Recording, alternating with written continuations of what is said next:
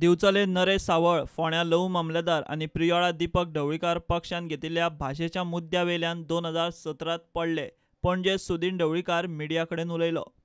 गोंयच्या प्रत्येक मनशाचें कोंकणी आनी मराठीचेर प्रेम आसा, पूण जेन्ना अशे विशय घेवन आमी जेन्ना मतदारां कडेन गेले ते मतदारांनी आमकां सबंद गोंयांत नाकारले. हांव स्पश्ट सांगता, आमकांय नाकारले आनी त्या वेळार भारतीय सुरक्षा मंचा कडेन आनी शिवसेने कडेन आमची युती आशिल्ली, तांकांय नाकारले.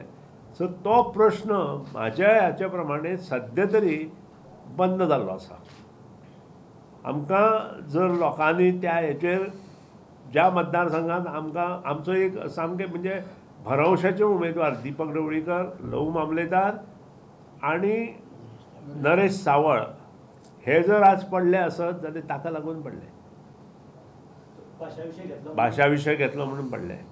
आनी ना जाल्यार हे उमेदवार थंय पडूच शकनाशिल्ले आनी हे उमेदवार निवडून येतले आशिल्ले. दिवपाकूच जाय.